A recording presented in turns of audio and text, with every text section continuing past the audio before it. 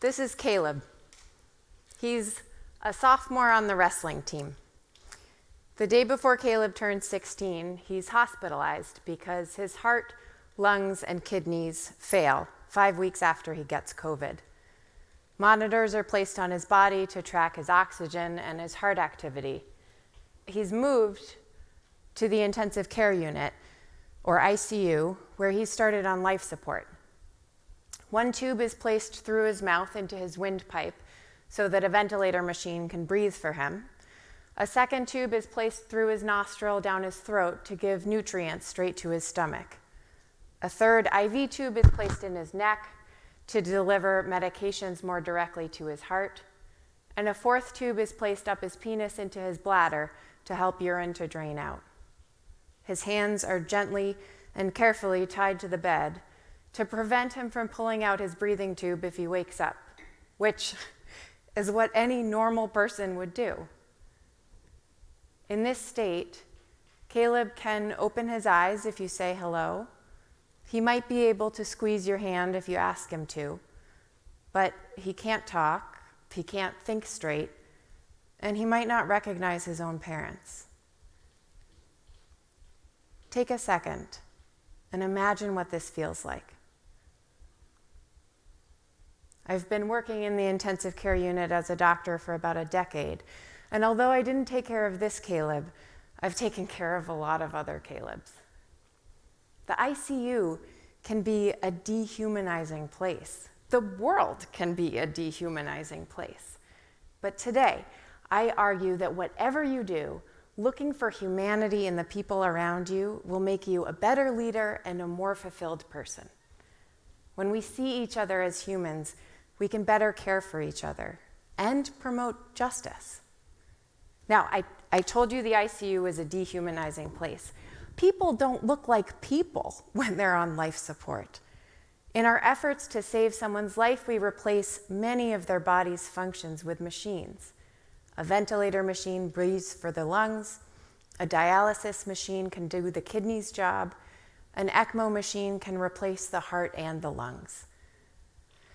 It's hard to see the whole of a person when they're unconscious and connected to so many machines.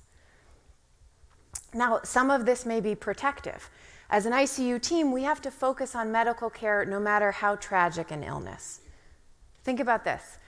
If I asked you to finish a math problem while watching the news, it might be easier to focus on the math if the news was showing a fire in a place you didn't recognize than if the news was showing a fire in your neighborhood that might have affected your family.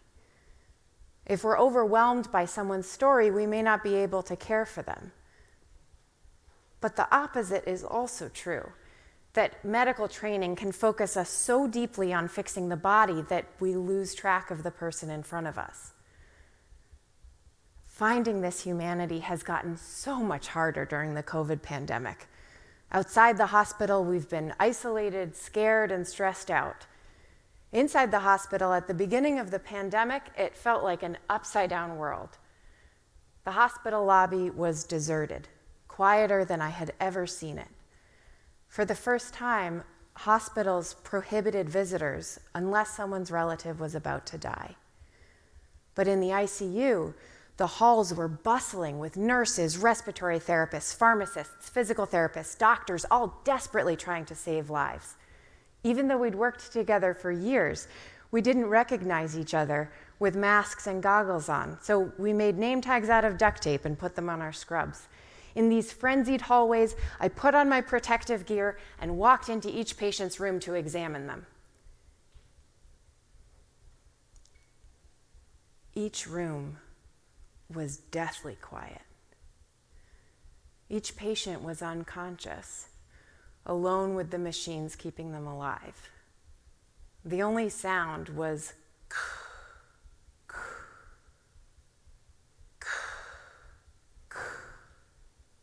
oxygen going through the ventilator.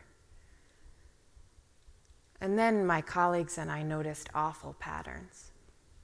Our first patients with COVID were nearly all men, Black or Latinx or both.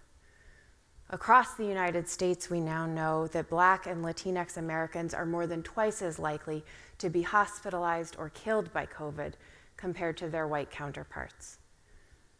Most of our patients were essential workers with low-paying jobs. COVID has disproportionately attacked those in our society who were already struggling against systemic racism, and the injustice of that cannot be overstated. The pandemic has been a wake-up call for us to recognize drivers of disparities and work harder to dismantle them.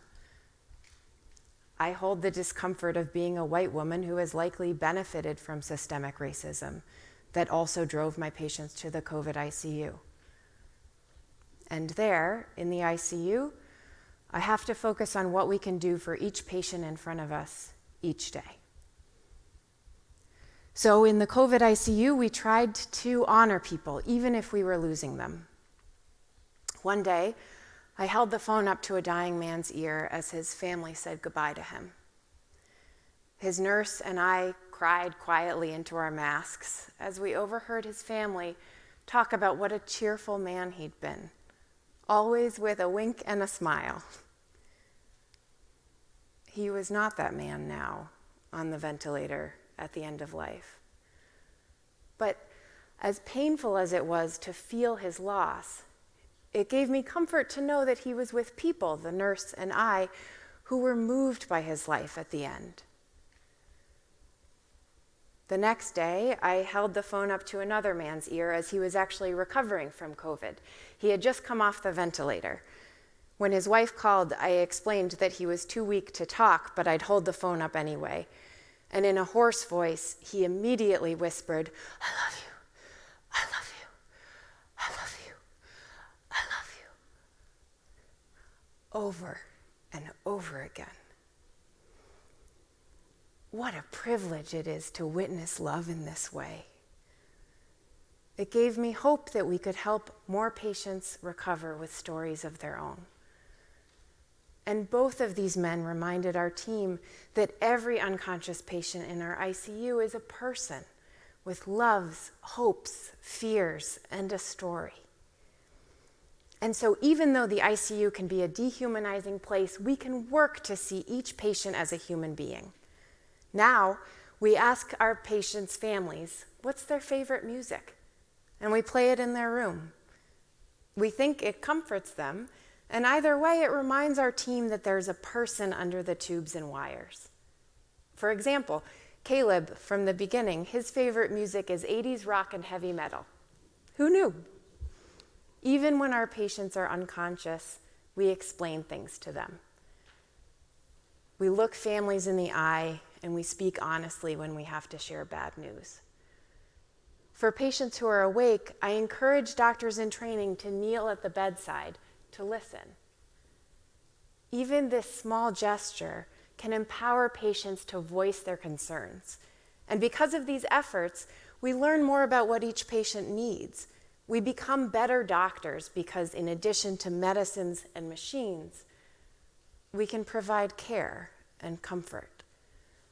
Now, I'm not suggesting that we treat each patient like a unique, delicate flower. We know from research that when our medical treatments follow an evidence-based protocol, our patients do better.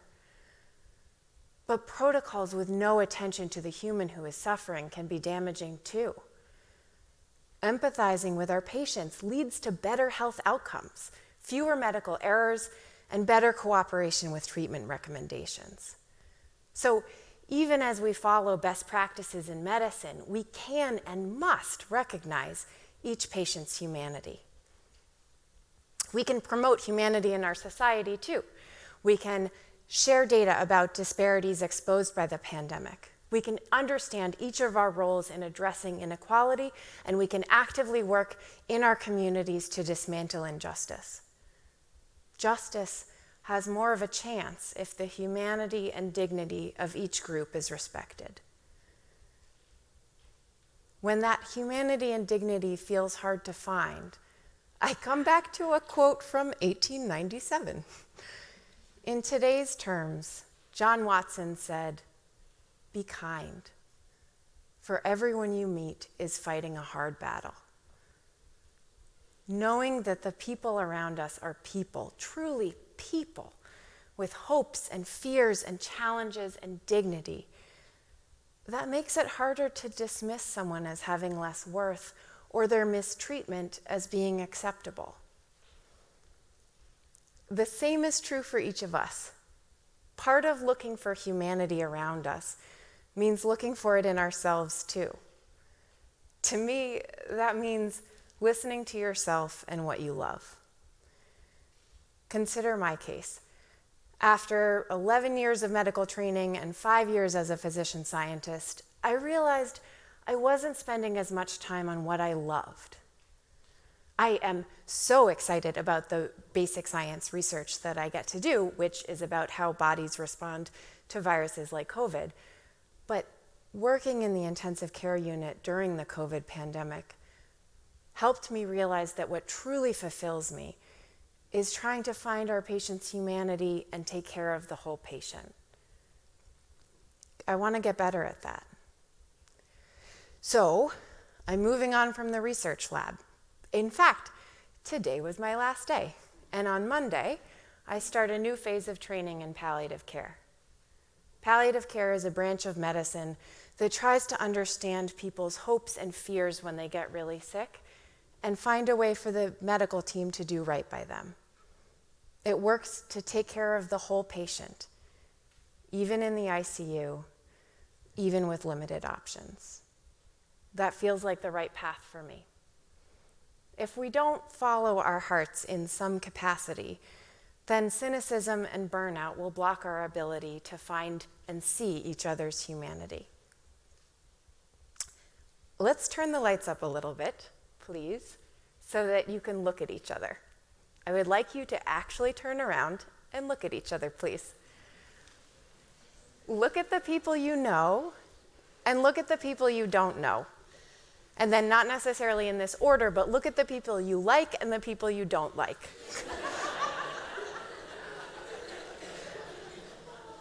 You are people. The people around you are people. Each person in this room woke up with a host of challenges and successes that you might never know about. You all have so many talents and opportunities in this room. Whatever path you take, you can make a difference by validating humanity along your way. Please, use your education, your thoughtfulness, and your power to find humanity in the people whom our society might not always see. When we can see each other as humans, we can move closer to justice and healing. Speaking of healing, this is Caleb, this month as he starts his senior year. Thank you.